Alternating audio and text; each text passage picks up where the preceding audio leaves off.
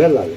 ఇప్పుడు ఇక్కడికి వచ్చేటప్పుడు కూడా, సహవాసానికి వచ్చేటప్పుడు కూడా వాక్యం అనే అర్థంలో నుంచి దేవుడు ఏదైతే సరి చేసుకోమని చెప్పి చూపిస్తా ఉన్నాడో దాన్ని సరి చేసుకోవటానికి మనం ఇష్టపడి ఈ ఫెలోషిప్ లోపలికి మనం రావాలి. అంతే తప్ప నామకార్థంగా మనం అక్కడికి పోతే, ఫెలోషిప్కి పోతే పుణ్యం వచ్చింది, 3 ఆరాధనలకు పోతే దేవుడు ఏదన్నా ఒక 3-4 తప్పులు చేసినా కానీ తీసేస్తాడు అనుకుంటా, అట్లాంటి ఏమీ ఉండవు. ఇక్కడికి వచ్చి వాక్యం వినకపోతే దాన్ని మనం అనుసరించలేం. కాబట్టి ఇక్కడికి వచ్చి కేవలం మనం కూర్చొని వెళ్ళిపోతే పుణ్యం ఏమి వచ్చేది కాదు. ఈ ప్రదేశంలో ప్రత్యేకమైన, ఏమంటారు దాన్ని, ఈ ప్రదేశంలో ప్రత్యేకత ఏమి ఉండదు. వాక్యమే జీవితాన్ని మార్చేది అనమాట. కాకపోతే ఇక్కడ వాక్యం దొరికిద్ది. అర్థమవుతుందండి? ఇప్పుడు సరుకుల కొట్లు ఏం దొరుకుతాయి? సరుకులు దొరుకుతాయి. ఇక్కడ ఏం దొరికిద్ది?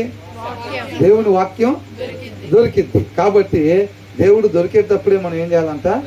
వెతకాలి. కాబట్టి దాన్ని చక్కగా తీసుకొని మనం మన జీవితాలని సరి చేసుకొని బుద్ధిగల కన్యకల్లాగా దేవుని కొరకు సిద్ధపాటు అయ్యి ఉండాలన్నమాట. ఇక్కడ ఏమంటున్నారంటే, here me my God as I voice my complaint అని అంటున్నాడు. మనం ఏమనుకుంటున్నాం? నా దేవా ఆలకించమంటే, నా దేవా అని అంటే పోయినసారి ఏమనుకున్నాం?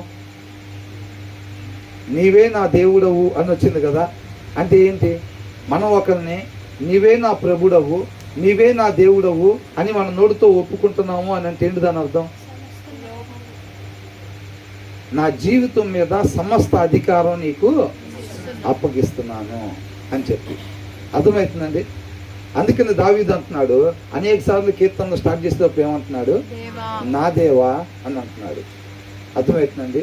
అంటే నాకు సమస్తమై ఉన్న దేవా, నా జీవితం మీద సమస్త అధికారము నీకు అప్పగిస్తున్నాను. ఈయనకి ఎక్కడ రాసి ఈ జీవితం? దేవుడు ఇచ్చిందే. అవునా?